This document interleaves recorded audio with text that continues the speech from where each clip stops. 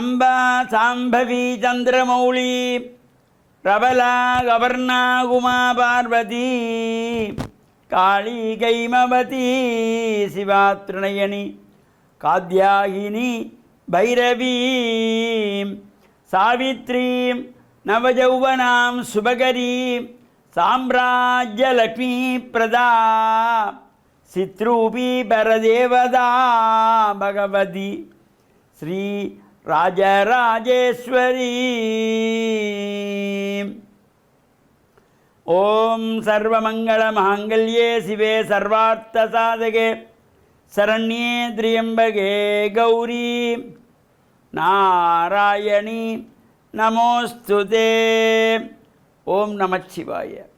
மேன்மைகள் சைவ நீதி விளங்குக உலகமெல்லாம். நோயற்ற வாழ்வே குறைவற்ற செல்வம்.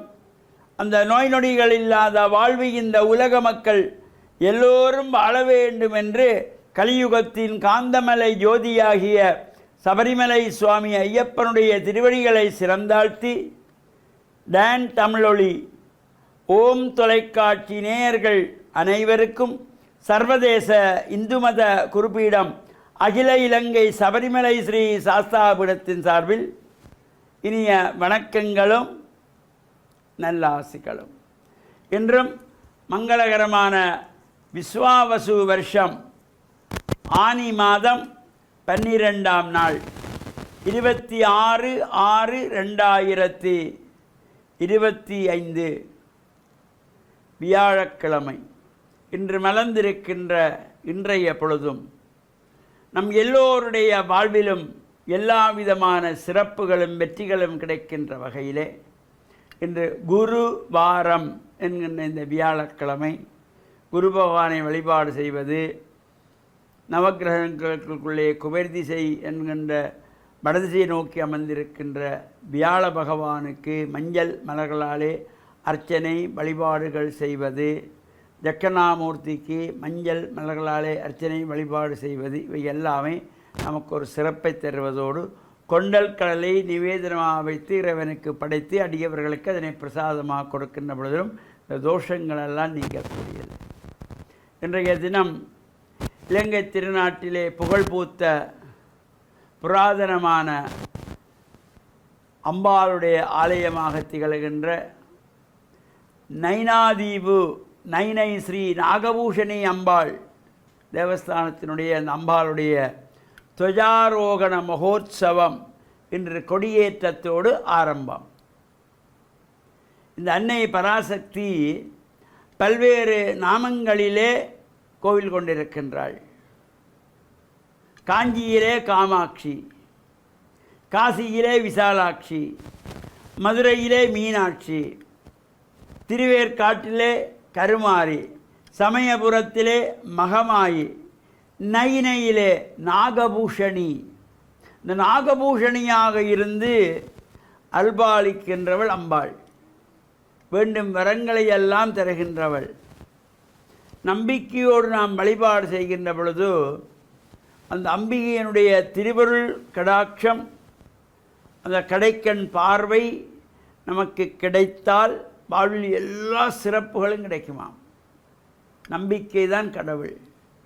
இந்த இறை பிரார்த்தனையில் நமக்கு நம்பிக்கை மிக முக்கியமாக வேண்டும். அந்த நம்பிக்கையோடு நாம் செய்கின்ற பிரார்த்தனைகள் எல்லாம் நமக்கு எல்லாவித சிறப்பையும் தருகின்ற வகையிலே அன்னை ஸ்ரீ நாகபூஷணி அம்பாள் நைனையிலே கோவில் கொண்டிருக்கின்ற அன்னை நாகபூஷணியினுடைய இந்த உற்சவ காலங்களிலே விரதமாயிருந்து உற்சவங்களிலே கலந்து கொள்ளக்கூடியவர்கள் அங்கு சென்று நேர்த்திக்கரங்கள் செலுத்தி பல்வேறு வகையான வழிபாடுகளில் ஈடுபடுகின்ற அடியவர்களுக்கும், அது மட்டுமில்லாமல் அங்கு செல்லுகின்ற சகல அடியவர்களுக்கும் இந்த அன்னதானம் வழங்குகின்ற ஒரு சிறப்பு உற்சவ காலங்கள் மட்டுமல்ல எப்பொழுதுமே அங்கு உண்டு. அந்த சிறப்பு அன்னதான பூஜை வழிபாடுகளில் கலந்து கொள்ளக்கூடியவர்கள் கலந்து நம்மால் முடிந்த உதவிகள் செய்யக்கூடிய உதவிகளையும் செய்து இறையருளையும் பூர்ணமாக பெற்று மண்ணில் நல்ல வண்ணம் வாழ நைனஸ்ரீ நாகபூஷணி அம்பிகையினுடைய பரிபூர்ணமான திருவருள் உலகெங்கும் வாழுகின்ற எல்லா மக்களுக்கும் கிடைக்க வேண்டும் என்று பிரார்த்தித்து டான் தமிழொலி ஓம் தொலைக்காட்சி நேயர்கள் அனைவருக்கும் சர்வதேச இந்து மத குறிப்பீடம் அகில இலங்கை சபரிமலை ஸ்ரீ சாஸ்தாபீடத்தின் சார்பில் நல்ல ஆசிகளை கூறிக்கொள்வதில் மனமகிழ்வு கொள்கிறோம். சர்வே ஜனாஹாம் சுகினோ பவந்து சமஸ்த சன்மங்களானி சந்து. சுபம்.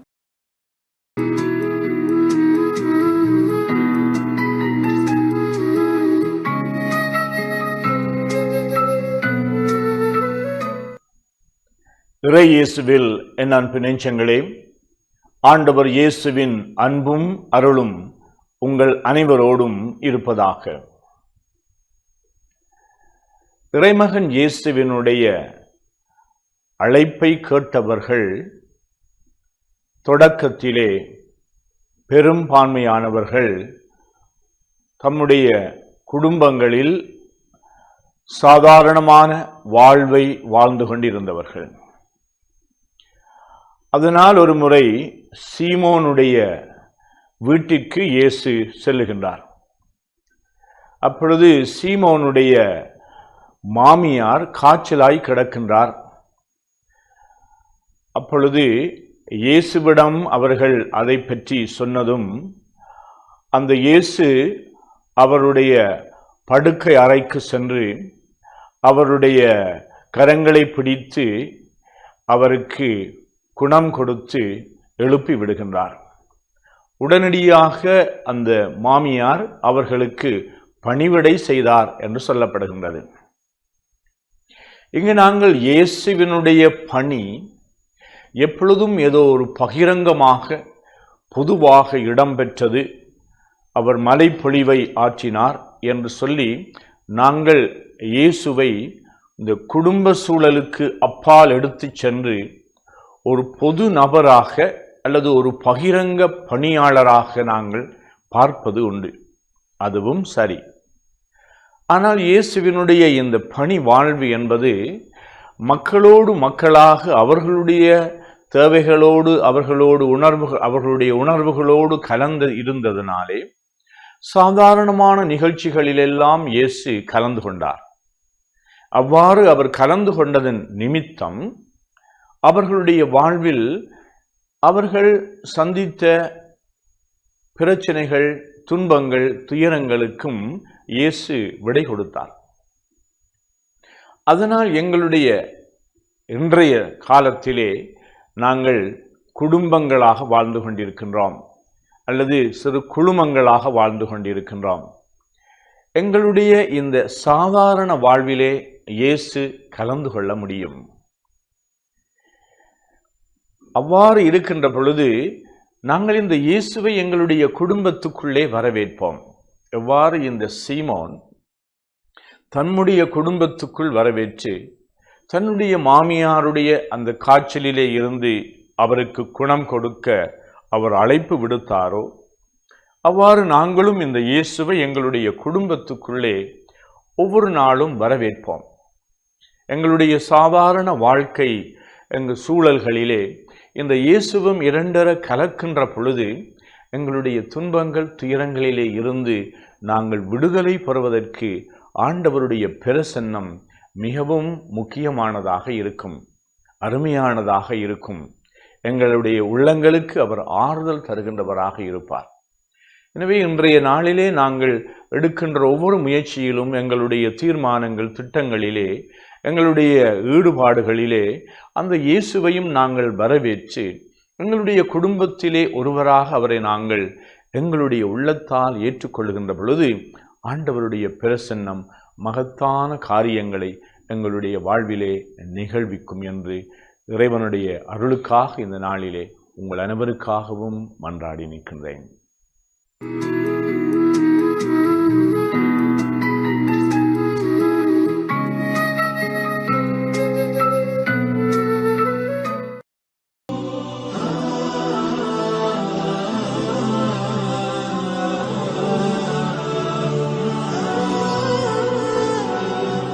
பிஸ்மில்லாஹிர்ரஹ்மானிர்ரஹீம். அல்ஹம்துலில்லாஹி ரப்பில் ஆலமீன். வஸ்ஸலாத்து வஸ்ஸலாமு அலா அஷ்ரஃபில் அம்பியா வல் முர்சலீன். அம்மா பஅத். وقال النبي صلى الله عليه وسلم ألا وإن في الجسد لمضغة إذا صلحت صلح الجسد كله وإذا فسدت فسد الجسد كله ألا وهي القلب صدق رسول الله صلى الله عليه وسلم. கண்ணியத்திற்குரிய அன்பார்ந்த நேயர்களே, அஸ்ஸலாமு அலைக்கும் வரஹ்மத்துல்லாஹி வபரகாத்து. மேற்கூறப்பட்ட இந்த நபி மொழியில் ரசூலுல்லாஹி ஸல்லல்லாஹு அலைஹி வஸல்லம் அவர்கள் கூறினார்கள், உங்களது உடலிலே ஒரு சதை பிண்டம் இருக்கிறது. அது சீராகிவிட்டால் முழு உடலும் சீராகிவிடும். அது சீர்கட்டு விட்டால் முழு உடலும் சீர்கட்டு விடும். அதுதான் உங்கள் உள்ளம் என்று சொன்னார்கள். பொதுவாக இன்று நடைமுறையில் நாம் சில விடயங்களை விளங்கிக் கொள்ளலாம். எந்த செயற்பாடாக இருந்தாலும் மனிதனுடைய உள்ளம்தான் அதனை முதலாவதாக முன்னெடுக்கின்றது. அது ஒரு நலவான செயலாக இருந்தாலும் அல்லது ஒரு கெடுதியான செயலாக இருந்தாலும் எதுவாக இருந்த போதிலும் மனிதனுடைய உள்ளம்தான் அதற்கு முடிவெடுக்கிறது. நான் ஒருவனுக்கு நலவு செய்ய வேண்டுமா அல்லது கெடுதியை உண்டாக்க வேண்டுமா? எனது தொழிலை நான் லாபகரமானதாக மாற்றிக்கொள்ள வேண்டுமா அல்லது மோசமானதாக மாற்றிக்கொள்ளலாமா?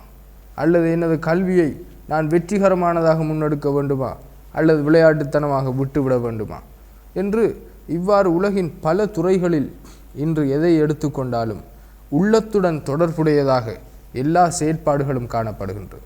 எனவே ஒருவன் நல்லவனாக இருப்பதற்கு, ஒருவன் நல்ல செயலை செய்வதற்கு, நல்ல விடயங்களை வாழ்வில் முன்னெடுப்பதற்கு உள்ளத்திலே நல்ல தன்மை நல்ல எண்ணம் இருந்தால் அது அவனை சீரான நேரான பாதையில் வழிநடத்தக்கூடியதாக இருக்கும். உள்ளம் சீர்கட்டு விட்டால், உள்ளம் கெடுதியை உண்டாக்கிவிட்டால், உள்ளம் கெடுதியை எண்ணுமானால் அது தனக்கும் நஷ்டத்தை உண்டாக்கி தன்னை சூழவுள்ள பௌதீக உயிர்கள் எல்லாவற்றிற்கும் அது கெடுதியை உண்டாக்கக்கூடியதாக மாறிவிடும். உலகில் நடக்கக்கூடிய அனைத்து பிரச்சனைகளுக்கும் காரணம் உள்ளம் சீர்கட்டு இருப்பது. மக்களுடைய உள்ளம் எப்போது நலவை உண்டாக்குமோ, நலவை எண்ணுமோ, நான் எந்த நலவை உண்டாக்கி கொள்ள வேண்டும், எந்த விடயத்தை என்னுடைய வாழ்வில் சீரானதாக மேற்கொள்ள வேண்டும் என்ற விடயத்தை எப்போது அது முன்னெடுக்குமோ, அது சிந்தனைக்கு கொண்டு வருமோ, அப்போது வாழ்வின் எல்லா செயற்பாடுகளும் நலவானதாகவும் நன்மை பயக்கக்கூடியதாகவும் மாறும். எப்போது உள்ளம் கெடுதியை எண்ணுமோ, கெடுதியான விடயத்தை நான் இதனை செய்வதை யாரும் பார்த்து விடக்கூடாது, நான் இந்த திட்டம் தீட்டுவது யாருக்கும் தெரிந்துவிடக்கூடாது என்று எப்போது உள்ளம் எண்ணுமோ, அந்த உள்ளம் கெடுதியை எண்ணுகின்றது. அந்த உள்ளம் சமூகத்திற்கு கேடு விளைவிப்பதை முன்னெடுக்கப் போகின்றது. எனவே இந்த உள்ளத்திலிருந்து நாங்கள் பாதுகாப்பு பெற வேண்டும். எனவே எங்களுடைய சிந்தனைகளை சீராக்க வேண்டும், நலவை எண்ண வேண்டும். இதைத்தான் ரசூலுல்லாஹி ஸல்லல்லாஹு அலைஹி வஸல்லம் அவர்கள் மேற்கண்ட பொன்மொழியிலிருந்து எங்களுக்கு போதனையாக கற்றுத்தந்திருக்கிறார்கள். எனவே அதனை வாழ்வில் எடுத்து செயற்படுத்துவதற்கு எல்லாம் வல்ல அல்லாஹு தாலா நம் அனைவருக்கும் அருள் புரிவானாக. வஆகிரு தஅவானா அனில் ஹம்துலில்லாஹி ரப்பில் ஆலமீன். வஸ்ஸலாமு அலைக்கும் வரஹ்மத்துல்லாஹி வபரகாத்துஹு.